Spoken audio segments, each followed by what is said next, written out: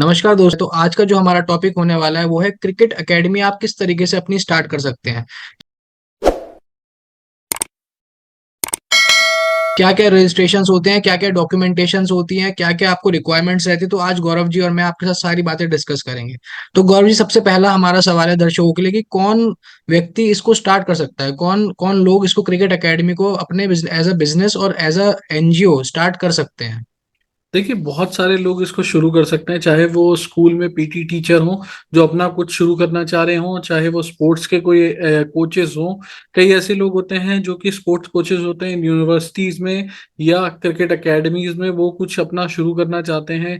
जैसे suppose cricket club हो गया या क्रिकेट एकेडमी हो गई। एकेडमी टोटली डिफरेंट होती है और क्रिकेट क्लब एक तरीके से टोटली डिफरेंट होता है।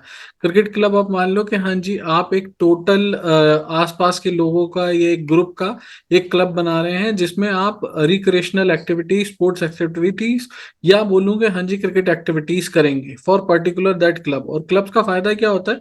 क्लब थोड़ा ज्यादा बड़ा हो जाता है। रीजन फॉर बीइंग, आप उसमें प्रॉफिट भी कमा सकते हैं और उसमें आप इंटरस्टेट भी खेल सकते हैं या खेल करा सकते हैं। थोड़ा गौरव जी, इसके टोटल मार्केट साइज के बारे में बात करते हैं कि भाई अगर आज हम क्रिकेट एकेडमी या क्रिकेट क्लब जैसे हम स्टार्ट कर देते हैं तो उसका फ्यूचर प्रोस्पेक्टिव आने वाले 5 साल में क्या होने जा रहा है। क्या हमारे देश में कितनी डिमांड है, क्या मार्केट साइज है, उसके बारे में थोड़ा सा दर्शकों के लिए बताइए। देखिए, हमारे देश में स्पोर्ट्स की करीबन 2000 करोड़ की मार्केट है। टोटल स्पोर्ट्स की, जी। चाहे वो क्रिकेट हो, चाहे वो सपोज आप मान लीजिए कि आप बास्केटबॉल हो, टेबल टेनिस हो, फुटबॉल हो। बट सबसे बड़ा जो दायरा है इसमें क्रिकेट का होता है, क्योंकि क्रिकेट इस टाइम बिल्कुल पीक पे है। जितने भी प्लेयर्स हों, चाहे वो वुमेन आईपीएल ले लो, मेल आईपीएल ले लो, ठीक है।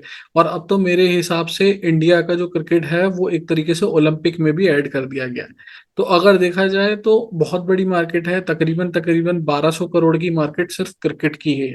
बट इसमें अगर मैं ये बोलूं कि हाँ जी सिर्फ स्पोर्ट्स में, क्रिकेट में आपकी क्लब या एकेडमी की मार्केट है, तो ये गलत होगा, क्योंकि इसमें स्पोर्ट्स वियर भी आता है, क्रिकेट की किट्स भी आती हैं, क्रिकेट मैन्युफैक्चरिंग या सप्लाई ट्रेडिंग में भी देखा जा सकता है।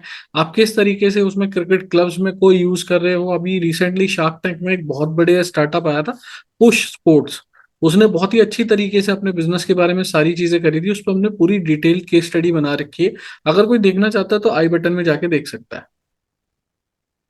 गौरव जी, थोड़ा सा रजिस्ट्रेशंस के बारे में बताइए कि क्या क्या रजिस्ट्रेशन अगर आज मैं शुरू करने जा रहा हूँ एक अपना क्रिकेट क्लब या एकेडमी, या जो भी आप नाम लेना चाहें, या जो भी व्यक्ति कुछ काम इस तरीके स्टार्ट करना चाहता है, तो उसके लिए बेस्ट रजिस्ट्रेशंस क्या क्या रहेंगी। क्या वो प्राइवेट लिमिटेड के फॉर्म में काम करे, क्या वो सेक्शन 8 बनाए, ट्रस्ट बनाए, सोसाइटी बनाए, किस तरीके का उसको एक अपना रिक्वायरमेंट बनानी चाहिए जिससे कि वो उसकी प्रॉपर मार्केटिंग कर सके और अपना बिजनेस को धीरे धीरे बढ़ा सके, प्रोस्पेक्टिव ग्रोथ ला सके। तो क्या रजिस्ट्रेशन हमें मैंडेटरी हैं शुरू करने के लिए। रचित जी, देखिए आपने बिल्कुल ही सही पेन पॉइंट पे बिल्कुल पुट की है अपनी फिंगर जितनी भी है, ठीक है। और अगर देखूं तो हाँ जी, अगर आप रजिस्ट्रेशन कराना चाहते हैं एकेडमी का, जैसे आपने बताया कि सोसाइटी, ट्रस्ट, सेक्शन 8 किसी में भी बना सकते हैं, तो मैं ये बोलूंगा कि हाँ जी एकेडमी के लिए तो आप सोसाइटी, ट्रस्ट को छोड़ के सेक्शन 8 पे फोकस करें, क्योंकि सेक्शन 8 दो लोगों से बन जाता है, कंट्रोल कहीं डाइल्यूट नहीं होता। कई सारे लोग अगर इसमें जुड़ते भी हैं जो मैनेजमेंट लेवल पे, वहां पे विचारों का मतभेद नहीं होता, दो लोगों के हाथ में कंट्रोल होता है और सारी चीजें बहुत आसानी से हो जाती हैं। अब बात करते हैं क्लब की। अगर क्लब आप रजिस्टर करा रहे हैं तो क्लब के आप 3 फॉर्मेट में रजिस्ट्रेशन करा सकते हैं। अगर आप सिंगल पर्सन के तौर पे शुरू करना चाहते हैं तो आप 1 पर्सन कंपनी बनाइए। अगर आप 2 लोग हैं, आपके पास ज्यादा रिसोर्सेज नहीं है, आपको फंडिंग नहीं उठानी है फ्यूचर में, तो आप एलएलपी बनाइए। अगर आपके पास इस तरीके से है कि आप एक स्टार्टअप के फॉर्म में ले जाना चाह रहे हैं और सोच रहे हैं कि हाँ जी जैसे पुश स्पोर्ट्स ने शार्क टैंक में अपनी पिच रखी और उसको फंडिंग कराई, तो आप प्राइवेट लिमिटेड में भी जा सकते हैं। तो अगर देखा जाए तो स्कोप डिफरेंट है। अगर आप प्रॉफिट मेकिंग एकेडमी खोलना चाहते हैं तो आप प्राइवेट लिमिटेड कंपनी बनाइए। अगर आप डोनेशंस वगैरह लेना चाहते हैं, आप चाहते हैं कि हाँ जी गवर्नमेंट एड्स आपको मिल जाए, ग्रांट्स मिल जाए, तो आप सेक्शन 8 की तरफ जा सकते हैं। सेक्शन 8 और बाकी सारी चीज़ों के बारे में हमने वीडियो डाले हुए हैं। अगर आप फिर भी अगर इस वीडियो को देख रहे हैं और आपको अपनी क्रिकेट क्लब या एकेडमी के बारे में कोई भी क्वेश्चन पूछना है, तो आप दिए हुए नंबर पे अपनी क्वेरी भी पूछ सकते हैं। ठीक है Gaurav ji, thank you so much, काफी अच्छे से आपने बताया लोगों को।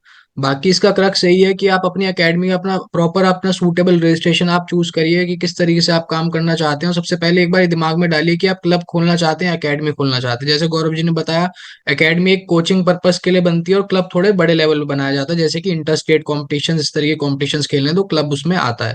तो वो आप लोगों की डिपेंड करता है कि क्या आप लोगों की रिक्वायरमेंट और किस तरीके से आप अपने बिजनेस को अप्रोच करना चाहते हैं। तो जिस तरीके से भी आप चाहते हैं, आप दिए गए नंबर पर संपर्क कर सकते हैं और कोई भी क्वेरी हमसे पूछ सकते हैं। Thank you even so much. Even आप अगर सपोज आपको बिजनेस प्लानिंग चाहिए, अगर आपको ये चीज की प्रॉब्लम उसके है लिए तो बिल्कुल आप संपर्क कर सकते हैं। बिल्कुल, thank you so much. Thank you sir.